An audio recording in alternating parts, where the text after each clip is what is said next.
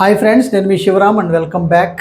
యాక్చువల్గా మన కీర్తి realtors and infra తరపున మనం చేస్తున్న అసెట్ మేనేజ్మెంట్లో భాగంగా చాలామంది మా అనుభవంలో మేము మా ఎక్స్పీరియన్స్లో మేము అబ్జర్వ్ చేసిన ఇన్వెస్టర్ సైకాలజీ ఏంటంటే చాలామంది అసలు అంటే based on criteria value investors ఎలా ఇన్వెస్ట్ చేస్తారో నేను చెప్పుకుంటూ వెళ్ళిపోతున్నా.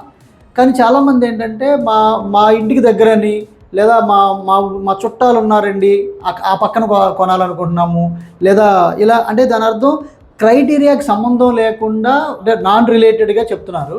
సో అసలు ముందు క్రైటీరియా అంటే ఏంటి, అసలు ఇన్వెస్టర్ సైకాలజీ ఎలా ఉంటుంది, ఏ రకాల్లో ఇన్వెస్టర్స్ ఉంటారు, అది ఎవరెవరు ఏమేం చేస్తారు అనేది మనం తెలుసుకుంటూ ప్రాపర్గా ఎలా ఇన్వెస్ట్ చేయాలో తెలుసుకోవడానికి ప్రయత్నం చేద్దాం.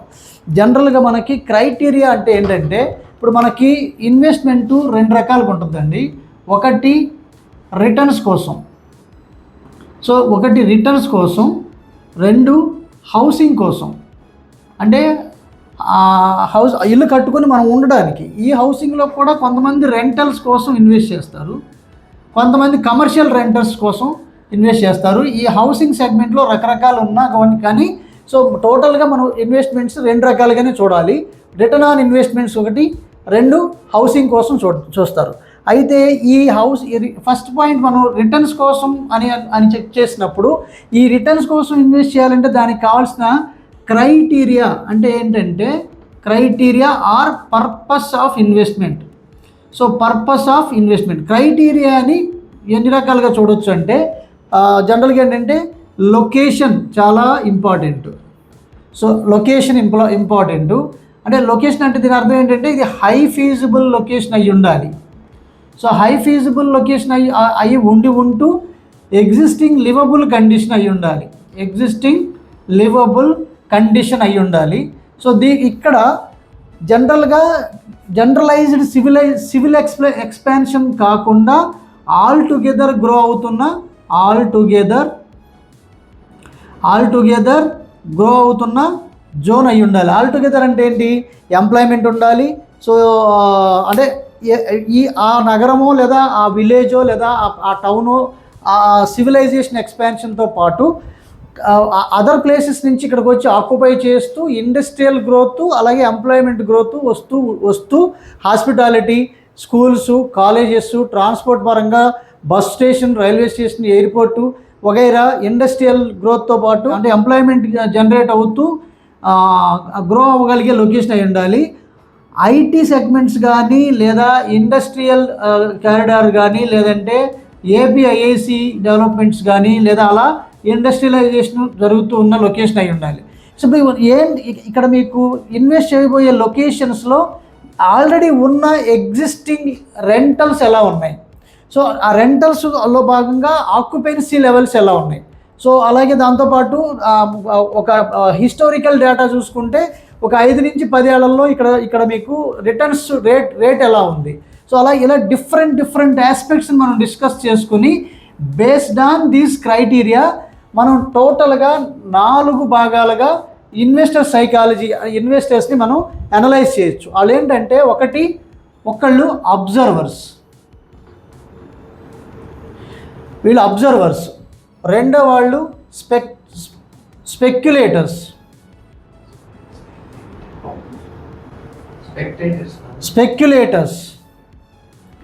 So speculators. 3 collectors. 4 investors. So ముందు వీళ్ళందరికీ డిఫరెన్స్ తెలియాలంటే ఒక్కొక్కరు ఎగ్జాంపుల్స్, వాళ్ళ సైకాలజీ, వాళ్ళ థాట్ ప్రాసెస్ ఒకసారి మనం ఇక్కడ వాళ్ళ ఇల్లుస్ట్రేషన్ మనం మాట్లాడితే అప్పుడు మీకు ఈజీగా అర్థమవుద్ది. మొదట అబ్జర్వర్స్ గురించి ఆలోచిద్దాం. వీళ్ళు దే లవ్స్ ఐడియాస్. వీళ్ళు ఏం చేస్తారంటే సూపర్ లొకేషన్ శివరామ్ గారు, ఎక్సలెంట్గా ఉంది, చాలా చాలా అద్భుతంగా ఉంది. సో ఎన్నిసార్లు చూపించండి, ఎన్నిసార్లు తీసుకొని రానివ్వండి, లేదా ఎన్నిసార్లు ఆయన అంతటా ఆయనే రానివ్వండి, ఐడియాని మాత్రం బాగా ప్రైజ్ చేస్తారు. But they don't invest not ఎప్పటికీ వాళ్ళు పెట్టుబడి పెట్టరు. సో వీళ్ళు అందుకే ఎప్పటికీ వీళ్ళు అబ్జర్వర్స్గానే ఉండిపోతారు. రెండోది స్పెక్యులేటర్స్.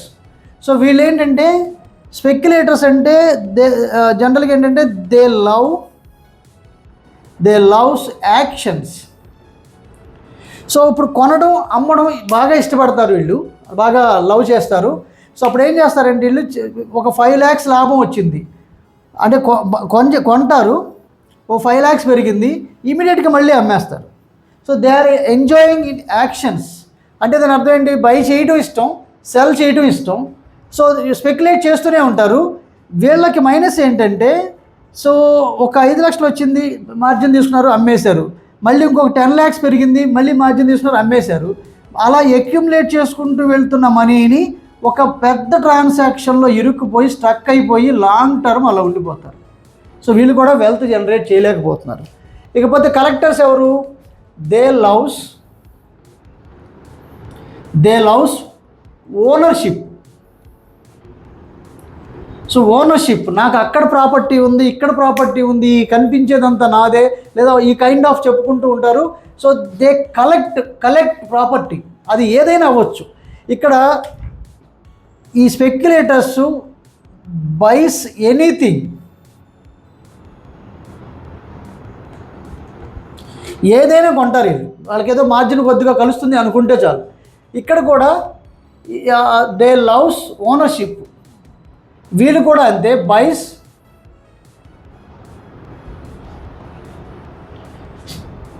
దే లవ్స్ ఓనర్షిప్ కదండి. సో వాళ్ళు ఓన్ చేసుకోవడానికి ప్రయత్నం చేస్తారు. సో ఇక్కడ ఏమవుతుందంటే ఇక్కడ ప్రాపర్టీని కలెక్ట్ చేసుకోవడానికి మాత్రమే వీళ్ళు ఇష్టపడతారు తప్ప, ఇది పెరిగింది డైవర్సిఫికేషన్ చేద్దాం, లేదంటే దీని నుంచి రిటర్న్స్ వచ్చాయి, ఎంత వచ్చినాయి అంత వచ్చినాయి క్యాలిక్యులేషన్స్తో సంబంధం లేదు. Just they want to collect, ఓనర్షిప్ని ఎంజాయ్ చేయడానికి ప్రయత్నం చేస్తారు. సో ఇక ఇన్వెస్టర్స్ పాయింట్ ఆఫ్ వ్యూకి వస్తే జనరల్గా ఏం జరుగుతుంది అంటే, సో ఇన్వెస్టర్స్ ఎప్పుడు ఆలోచించే పాయింట్ ఏంటంటే they loves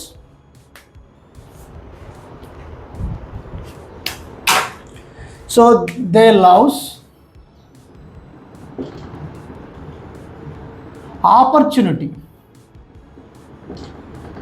So they wait for the opportunity and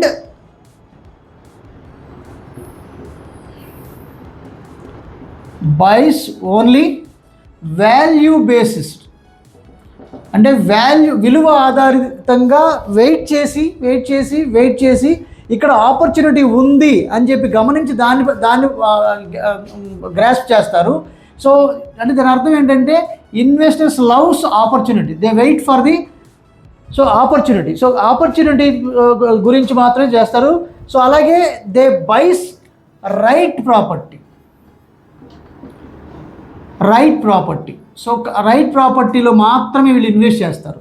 so ఈ క్రమంలో చూసుకుంటే ఈ ముగ్గురు కేసెస్లో మనం కన్సిడర్ చేస్తే only value investors can accumulate huge wealth అండి.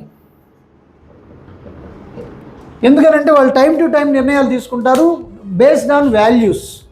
సో ఇక్కడ మీ ముగ్గురు కేసెస్లో కూడా మనం అబ్జర్వ్ చేయాల్సింది ఏంటంటే, వీళ్ళు అబ్జర్వర్స్గా మిగిలిపోతున్నారు. They are not participating in actions. And these are the speculators and these are the people who participate in actions. అంటే కొంటారు అమ్ముతారు. They are participating in only actions, buying and selling, and they may struck somewhere. So collectors ఏం చేస్తారంటే ఆస్తుల్ని సంపాదిస్తున్నారు కానీ దాన్ని సరిగ్గా మేనేజ్ చేయలేరు. Only value investors are doing right thing. So they loves opportunity and they only buy value based right property. So అప్పుడు ఏమవుతుందంటే, సపోజ్ వీళ్ళు వితిన్ సమ్ ఎక్స్టెంట్లో మోర్ దెన్ 100% పెరిగింది అంటే వీళ్ళు ఇమీడియట్గా వైండ్ అవుట్ చేసేసి అంటే సెల్ చేసి మళ్ళీ ఇమీడియట్గా wait for the right property again. So అంటే దీని అర్థం ఏంటంటే మళ్ళీ వాల్యూ ఇన్వెస్ట్మెంట్ కోసం ఆలోచిస్తారు. సో నా దగ్గర వచ్చిన వాళ్ళలో మేము ఎవరికైనా సరే ఒక డిసిప్లైన్డ్ వెల్త్ క్రియేషన్ ప్లాన్ గురించి ఎక్స్ప్లెయిన్ చేద్దాము అంటే వాళ్ళు ఒక మైండ్ సెట్తో వస్తారు. ఈ మూడింట్లోనే ఉంటున్నారు కానీ నేను చెప్పే వాల్యూస్లోకి వెళ్ళట్లేదు. మేము 2006లో 2006లో కేవలం 200 గజాలతో మొదలుపెట్టి మన కస్టమర్స్ దగ్గరగా 20,000 పైచిలుకు స్క్వేర్ యార్డ్స్ని అక్యుములేట్ చేసి ఉన్న డిసిప్లైన్డ్ వెల్త్ క్రియేషన్ ప్లాన్ గురించి ఎక్స్ప్లెయిన్ చేద్దాము అంటే ఈ అబ్జర్వర్ వినడు. కోర్స్ వింటాడు కానీ ఆచరణలో తీసుకోడు. సో స్పెక్యులేటర్ ఏం చేస్తాడంటే he is always wait for the small margin and then immediately they sell it out and out of the game. So ఈ కలెక్టర్ ఏం చేస్తాడంటే మనం చెప్పిన ప్లాన్ మొత్తం వింటాడు కానీ ఆయన సైకాలజీలో ఉండిపోతాడు. అంటే ఒకసారి కొనిన తర్వాత ఇక దాని గురించి పట్టించుకోడు, ఇంకోటి కొనడానికి ప్రయత్నం చేస్తాడేమో తప్ప దాన్ని మళ్ళీ ఇది పెరిగిపోయిందంటే మనం అమ్ముతాడు, అమ్మో ఆస్తి అమ్ముతారా, అమ్మడం ఒక గిల్టీగా ఫీల్ అవుతారు. సో మా సొసైటీలో ఎవరికైనా తెలిస్తే మళ్ళీ ఎవరికి చెప్పకండి సార్ అంటాడు. సో ఆ కైండ్లో వీళ్ళు ఆలోచిస్తుంటారు. సో ది ఓన్లీ థింగ్ ఏంటంటే డిసిప్లైన్డ్ వెల్త్ క్రియేషన్ ప్లాన్ని ఇంప్లిమెంట్ చేసుకొని దానికి సిస్టమేటిక్గా ఇన్వెస్ట్ చేయడం ఎలాగా, వచ్చిన దాన్ని ఎలా డైవర్సిఫికేషన్ చేసుకోవాలి, డైవర్సిఫికేషన్ ద్వారా మనం కేవలం 200 గజాలతో మొదలుపెట్టి 20,000 గజాలు దాటిన తర్వాత అంటే మోర్ దాన్ 20 crores దాటిన తర్వాత మనం ఏం చేస్తున్నాం, more than 5 lakhs rupees rentals వచ్చేలాంటి కమర్షియల్ బిల్డింగ్స్ అప్పుడు పర్చేస్ చేయడం మొదలు పెడుతున్నాం. సో చాలామంది ఏం చేస్తారంటే ఇనిషియల్గా ఒక 1.5 crore 2 crores 3 crores 4 crores పెట్టి ఇన్వెస్ట్ చేసి జీవితం మొత్తంలో ఆ ఒక్క ఇన్వెస్ట్మెంట్ లేదా ఆ ఒక్క రెంటల్స్ ప్రాపర్టీ కోసం జీవితాంతం ఈఎంఐలు కట్టుకుంటూ జీవితాన్ని లాస్ట్గా ఆ ఒక్క బిల్డింగ్ దగ్గరే లేదా ఆ ఒక్క రెంటల్ ప్రాపర్టీ దగ్గరే సరిపెట్టుకుంటున్నాడు జీవితం మొత్తం మీద. కానీ మేమేం చెప్తున్నాం, ఇలా మీరు ఈ based on disciplined wealth creation plan ఉపయోగించుకొని accumulation of wealth in terms of square yards రూపంలో కంటిన్యూస్గా గ్రో చేసుకుంటూ మోర్ దాన్ 20 crores అలా అయ్యాక ఎవ్రీ ఇయర్ ఒక్కొక్క ప్రాపర్టీ కొంటూ వెళ్తున్నారు. సో మీరు ఆలోచన చేయండి, మన డబ్బే మన కోసం పనిచేసేలాగా మన యాక్చువల్గా ఈ డిసిప్లైన్డ్ వెల్త్ క్రియేషన్ ప్లాన్ మన వీడియోస్లో శివరామ్స్ ప్రాపర్టీస్లో ఉన్న వెల్త్ క్రియేషన్ ప్లేలిస్ట్లో ఉంది, మీరు డీటెయిల్డ్గా ఆ వీడియో చూడొచ్చు. ఓకే, సో ఇన్వెస్టర్ సైకాలజీ ఇలా ఉంది. నేను మన ఆడియన్స్ లేదా వాటెవర్ మన సబ్స్క్రైబర్స్ కానీ లేదా ఈ వీడియో చూస్తున్న వాళ్ళు ఎవరైనా సరే ప్రాపర్గా రియల్ ఎస్టేట్లో చక్కగా మేనేజ్ చేసుకుని మనం అంటే ఉదాహరణకి ప్రతి నెల ఒక 5 లక్షల రూపాయలు కావాలా, డిసిప్లైన్ వెల్త్ క్రియేషన్ ప్లాన్ వినండి. ప్రతి నెల 10 లక్షలు కావాలా, డిసిప్లైన్ వెల్త్ క్రియేషన్ ప్లాన్ వినండి. అలాగే నెలకి 1 కోటి రూపాయలు వచ్చేలాగా ఎస్టాబ్లిష్ చేసుకుని రిటైర్ అవ్వాలా, డిసిప్లైన్ వెల్త్ క్రియేషన్ ప్లాన్ చూడండి. సో అప్పుడు మన దానికి ఎంత ఇన్వెస్ట్మెంట్ కావాలి, తద్వారా మనం ఆ ప్లాన్ని ఎలా ఇంప్లిమెంట్ చేసుకుంటూ వెళ్తే మనం ఆ స్థాయికి చేరి ఇమీడియట్గా మనం రిటైర్మెంట్కి ఎలా ప్లాన్ చేసుకోవాలి వగైరా లాంటివి based on your cash flow మనం we are able to plan according to your cash flow and according to your current commitments, future commitments and your savings వీటి మీద ఆధారపడి ఉంటాయి. కాబట్టి ఇది ఈచ్ అండ్ ఎవ్రీ పర్సన్కి వేరీ అవుతుంది. కాబట్టి ఫ్యామిలీతో ఇద్దరు వర్క్ చేస్తుంటే ఇద్దరు లేదంటే ఫ్యామిలీ కౌన్సిలింగ్, ఆర్థికమైన క్రమశిక్షణ ఖచ్చితంగా ఉండాలి. ఈరోజు జనాలందరూ సంపాదించడం తేలిక అవుతుందండి, ఎలాగో కష్టపడి లేదా ఇష్టంతోనో కెరియర్ని ఎస్టాబ్లిష్ చేసుకుంటున్నారు. కానీ చాలామంది ఆ సంపాదించిన దాన్ని ప్రాపర్గా యూటిలైజ్ చేసుకోలేకపోతున్నారు అనేది మన దగ్గరకు వస్తున్న వాళ్ళ దగ్గర ఎక్స్పీరియన్సెస్ని దృష్టిలో పెట్టుకుని చెప్తున్నాం. అలానే ప్రిసైజ్లీ నేను ఈ పర్సన్ ఇలా చేసాడు ఆ పర్సన్ ఇలా చేసాడని కాదు, కానీ మా ఎక్స్పీరియన్స్లో సంపాదించిన డబ్బంతా అంటే నాన్ ప్రయారిటీస్ మీద అంటే ఫాల్స్ ప్రెస్టేజ్ లేదా వర్చువల్ వాల్యూస్ ఏదైతే ఉందో ఫాల్స్ ప్రెస్టేజెస్ మీద ఎక్కువ ఇన్వెస్ట్ చేస్తూ లేటర్ లైఫ్ ఉంటుంది కదా, అంటే మీకు ఎప్పుడైతే మోర్ దాన్ మిడిల్ ఏజ్ దాటుతుందో అప్పుడు రియలైజ్ అయ్యి అప్పుడు సరిదిద్దుకుందామని ప్రయత్నం చేస్తున్నారు. సో దానివల్ల మనం దాని ఏదో సామెత ఉంది కదా, చేతులు కాలేక ఆకులు పట్టుకుని ప్రయోజనం ఏదో సంథింగ్. సో ఆ కైండ్లో అంటే మన చేతిలో ఉన్నప్పుడే దీన్ని సరిగ్గా మనం వినియోగించుకోగలిగితే ఇప్పుడు కంఫర్ట్ లైఫ్లో నుంచి కాస్త కాంప్రమైజ్లోకి వస్తే ఇన్వెస్ట్మెంట్ వైపు మళ్ళిస్తే రిటైర్మెంట్ లైఫ్ అంతా బిందాస్గా మోర్ దాన్ 10 times ప్రజెంట్ మీరు ఏదైతే కంఫర్ట్లో ఉన్నారో అది 10 timesగా బిందాస్గా లైఫ్ని ప్లాన్ చేసుకోవచ్చు. కాబట్టి ఈ డిసిప్లైన్ వెల్త్ క్రియేషన్ ప్లాన్ గురించి పూర్తిగా తెలుసుకోవాలనుకున్నా లేదా మల్టిపుల్ పర్మనెంట్ ప్యాసివ్ ఇన్కమ్స్ బాగా అర్థం చేసుకోండి.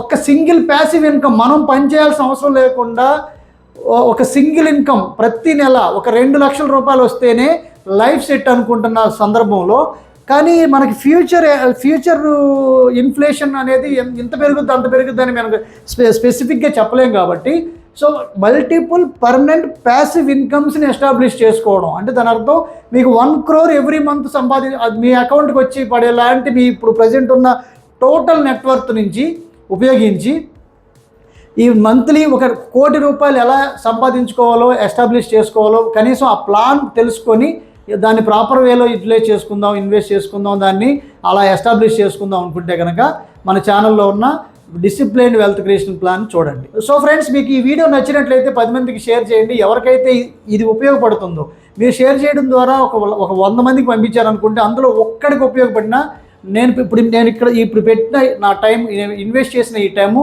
చాలా అయిందని నేను భావిస్తాను. సో ఈ ఛానల్లో ఉన్న ఇలాంటి కంటెంటు ఇంకా మీ సలహాలు సూచనలు మాకు తెలియజేస్తే దానికి తగ్గట్టుగా మీకు కంటెంట్ ఇవ్వడానికి ప్రయత్నం చేస్తాను. Okay friends, with this I'm concluding. మీరు మనందరం సంతోషంగా, ఆనందంగా, సమృద్ధిగా, సౌకర్యవంతంగా, ఆరోగ్యవంతంగా జీవిస్తూ ఆర్థికంగా, ఆధ్యాత్మికంగా ఉన్నతిని సాధించాలని కోరుకునే మీ శివరాం. నమస్తే, థ్యాంక్స్ ఫర్ వాచింగ్.